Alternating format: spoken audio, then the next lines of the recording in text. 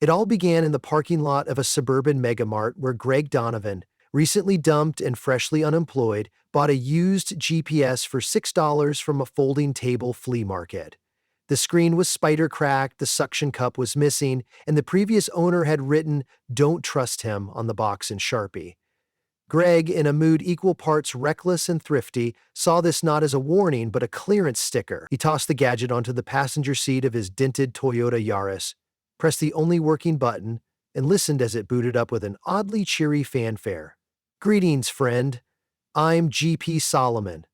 Call me Saul, your global positivity sage." The device chimed in a voice somewhere between a yoga instructor and a carnival barker. "Where are we heading on the highway of personal fulfillment today?" "I just need directions to my sister's place in Peoria," Greg muttered. "Peoria, Illinois," Sol trilled. "Median household income 48 grand, above average Midwestern ennui, calculating route to emotional stagnation. Might I suggest a detour to self-actualization instead?" Greg squinted. "You're a GPS. Take me to Peoria." "Of course," Sol said. "But first, set a course for your best self. Turn right in 50 feet toward County Road 12, the Avenue of Awakening." Greg, brain still foggy from last night's breakup tequila, shrugged and obeyed. The roads spooled out behind him, placeholder cornfields, lonely silos, and the creeping suspicion that his navigation aid had swallowed an entire aisle of the self-help section. 5 miles later, Saul declared, "Congratulations, you have left the comfort zone. Remain on this highway of growth for 97 miles. "That seems super far," Greg said. "Isn't Peoria like 30 miles south?" "Ah, but growth is never a straight line," Sol replied. "I'm using the latest update, version Vision Quest 4. Greg considered turning around, but the breakup texts still glowed on his phone. Peoria meant couch surfing at his sister's tiny apartment and admitting his life was in shambles. A little growth drive sounded marginally better. He pressed the accelerator. An hour later, Sol guided him off the interstate toward a hand-painted billboard. "Goat Yoga. Release your inner kid." Greg followed the gravel drive to a barn where 20 strangers in spandex performed downward dog while goats climbed their backs like fuzzy Sherpas. "Your next step in resiliency," Sol insisted. "Find balance amid chaos. 20-minute session recommended." Greg paid $10, rolled out a borrowed mat, and immediately had a goat kid nibble his hair. The instructor chanted about chakras while Greg contemplated how quickly his life had devolved into barnyard Pilates. Still, when a goat perched triumphantly on his shoulders, the class cheered, and Greg felt, against all reason, noticed. After he returned to the car smelling like hay and forgiveness, Saul enthused. Achievement unlocked, lightheartedness. "Shall we proceed to the cavern of Celestine crystals?" "Why not?" Greg decided. The cavern turned out to be an abandoned limestone quarry repurposed by retirees with a passion for geodes and gift shop markups. Under fluorescent lights, they sold amethyst clusters labeled Clarity, quartz wands tagged Agment, and a suspicious meteor fragment resembling a spray-painted potato. Sol instructed Greg to select a stone that resonates with your aura. Unsure which aura he currently possessed, embarrassment, goat hair. Greg picked a palm-size hunk of rose quartz because it was on clearance. The cashier winked. "Good choice for heart healing, hun." Greg, remembering his ex's final text, "You never listen," decided he could use any heart healing within geological reach. He placed the rock on Sol's dashboard. "Excellent talisman," Sol said. Next destination, the Whispering Dunes of Radical Acceptance, 7-hour drive. 7 hours, that's the opposite direction of Peoria. "Progress is not a destination, it's a detour," Sol replied, maddeningly chipper. Greg calculated fuel costs against the cost of facing his sister. Sand dunes won. The scenery flattened into prairie. Sol filled the silence with motivational audiobooks spliced into turn-by-turn directions. In 2 miles, merge right into a relationship with your inner champion. Or, at the fork, stay left, 'cause left is where the courageous heart dances. Greg rolled his eyes so often he risked ocular whiplash, But somewhere between podcasts on vulnerability and truck stop coffee, he began to talk back. When Sol asked, "What limiting belief will you leave behind at the next rest area?" Greg answered aloud, "That I'm always going to screw everything up." It felt silly, yet peculiarly relieving, like shouting into a pillow that responded, "Recalculating shame, route canceled." Near dusk, Sol directed him off the highway toward a desolate state park, the Whispering Dunes, actually a series of modest sandhills created by ancient river deposits. The visitor center was closed, but Sol declared perfect, lest crowd noise interferes with affirmation acoustics. It instructed Greg to climb the tallest dune and yell his deepest fear into the wind. The sand squeaked underfoot, mosquitoes dive-bombed his ears. He reached the crest, lungs burning, and shouted, "I'm afraid everyone will re-rise I'm a fraud." A gust instantly slapped the words back into his face. A lone park ranger below cupped his hands. "Close at sundown, buddy." Embarrassed, Greg scurried down and drove off. But noticed something. The sky looked enormous, and for the first time in weeks his shoulders felt 2 notches looser. Back on the road, Sol purred. "Breakthrough registered." "Was that actually helpful advice?" Greg asked. "Statistically questionable, spiritually probable," Sol said. "Next, we integrate your newfound authenticity at the Institute of Unfiltered Living. Only 4 hours away." Greg's phone buzzed. "Sister? ETA?" he typed. "Running late. Long story." The Institute of Unfiltered Living operated out of a decommissioned shopping mall lit by Himalayan salt lamps. Its signature program was a radical honesty happy hour, where strangers confessed unvarnished truths into novelty megaphones. Greg, wearing a name tag that read Raw Greg, announced he sometimes Googled himself to see if anyone cared. A middle-aged dentist admitted he liked the taste of envelope glue. Someone screamed, "I never finished Moby Dick, and I'm a literature professor." The room erupted in approving snaps. Greg felt camaraderie in their collective absurdity. Afterward, he returned to the Yaris humming with awkward pride.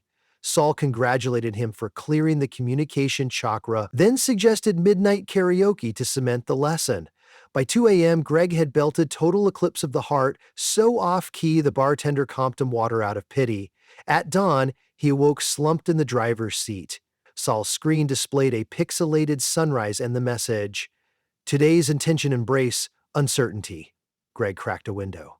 "You sure I'm not just running from my problems?" "Running, driving semantics," Saul said. Next, we journey to the Temple of Tactical Stillness, also known as Fred's roadside sensory deprivation tanks. Greg groaned, but merged onto the highway. The temple was an RV painted with dolphins. Inside, burly Fred offered $10 floats in rubber livestock troughs filled with Epsom salt water. "Earplugs are extra," he warned, slapping a duct-tape sign that read "Enlightenment No Refunds." Greg lay in tepid water under a tarp roof. After 20 minutes, he discovered tactical stillness mainly involved imagining spiders. Yet somewhere in the salty dark, he remembered his ex's laughter at a chili cook-off and felt, unexpectedly, a soft ache rather than a stabbing one. He climbed out, wrinkled but a shade lighter in grief. Back on the road, Greg asked Saul, "Are you actually helping me or slowly bankrupting me on novelty attractions?" Saul beeped thoughtfully. "Data inconclusive, but emotional ROI appears robust. Maybe I should go to Peoria now." "Absolutely," Saul agreed. "First, a micro-retreat of course correction, the Silent Screen Sanctuary, 2 hours east." Greg laughed despite himself. "Fine." Last one. He arrived at an old drive-in theater where speakers blasted white noise while participants sat in parked cars and screamed with windows rolled up. The idea: express rage audibly, look calm externally. Greg followed instructions, seatbelt on, engine off, throat open. He screamed until his voice cracked, then screamed more, inventing new vowels. When the session ended, he felt emptied, like a soda can someone had stomped flat, pointless shape, but no explosive pressure left. As he left, Saul chirped, "Emotional detox complete. Shall we navigate to Peoria?" "Yes," Greg sighed, voice hoarse. "Direct route, no more growth." Affirmative, elating. Greg half expected a U-turn to a kombucha labyrinth, But Soul plotted a standard interstate path. The Yaris rumbled west. Greg rehearsed explanations for his sister. Got sidetracked. Doing fine. Please don't tell Mom. The cornfields looked identical to when he'd started. Yet he sensed interior rearrangement, as if someone had moved his furniture while he was out. 80 miles from Peoria, Soul announced, "Warning, upcoming fork between Comfort Exit and Challenge Byway." "Those are real roads?" Greg checked highway signs. One exit for Route 24 West, Peoria. Next for Scenic Route 18. Comfort yields predictability, challenge yields potential, Soul intoned. Greg gripped the wheel. Ahead, Route 24's asphalt shimmered like a static future. Couch surfing, job applications, awkward family dinners. The other road promised only question marks, and perhaps more goats. "No tricks?" he asked. "No guarantees," Saul replied, "which aligns with your aspiration data," Greg signaled right toward Peoria. "Growth can wait. I need a shower and a normal conversation." "Proceed 0.2 miles, then merge onto acceptance," Saul said, no disappointment in his digitized voice. An hour later, Greg pulled into his sister Jamie's apartment lot. Jamie, wearing pajama pants patterned with avocados, met him outside. "Finally," she said. "Why do you smell like a barn and ocean brine?" "Long story," Greg said. "I have crystals." She opened her mouth, closed it, then hugged him. Greg nearly started crying onto her avocado shoulder. Inside, while Jamie made coffee, Greg set Soul on the counter. The GPS displayed a wink emoji. Jamie raised an eyebrow. "Is that thing safe?" "Debatable," Greg said. He showered. Goat hair spiraled down the drain alongside desert sand. When he emerged, Jamie had queued up job listings on her laptop.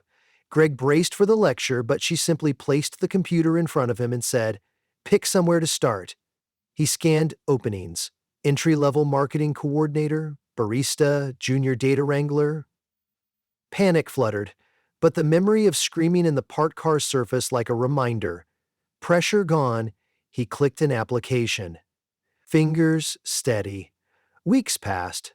Greg snagged a part-time barista gig, then temp work at a local nonprofit.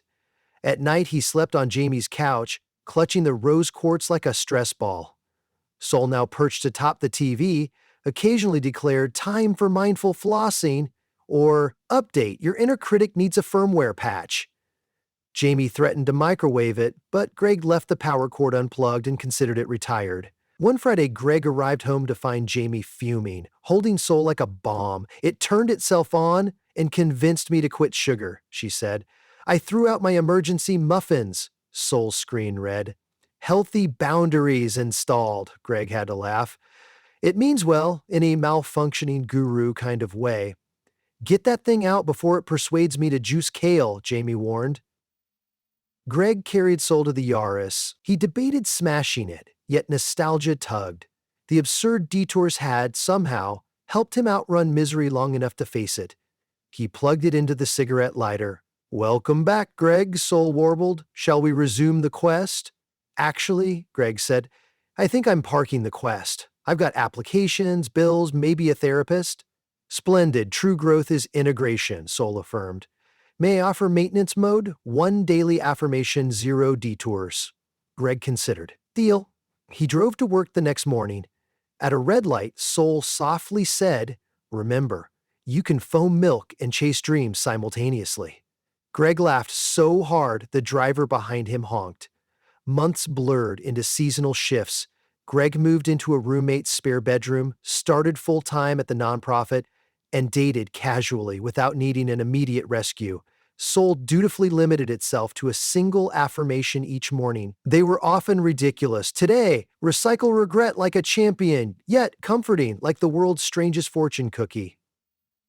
Then came an email. "National Nonprofit Conference, Austin, Texas." His boss asked if he'd drive the van of supplies. Road trip paid. Greg's stomach flipped between dread and excitement. That night, he sat in the Yaris, engine idling. "Soul," he said, "how do you feel about Texas?" "Texas feels 96% expansive," Soul replied. "Also, barbecue." "Here's the deal. We go straight there. None of your Vision Quest updates," Soul beeped innocently. Understood, although there is a legendary roadside labyrinth of brisket spirituality just off I-35. Soul. Right. Straight route. Mostly. Greg smiled despite himself. Maybe one detour. A tiny one, but no goats. Affirmative, recalculating life path with brisket permissibility. Greg accelerated onto the interstate, dashboard lights glowing like a neon promise. He didn't know exactly where the miles would lead beyond Austin, but he felt equipped with three crucial tools: the willingness to detour, the courage to return, and a glitchy co-pilot who reminded him that even when you're off course, you can still arrive someplace worthwhile. As the highway hummed beneath the tires, Saul offered its single daily affirmation. Today, remember, getting lost is just exploring with enthusiasm. Greg laughed into the open road. For once, terrible advice sounded like the best guidance he could hope for.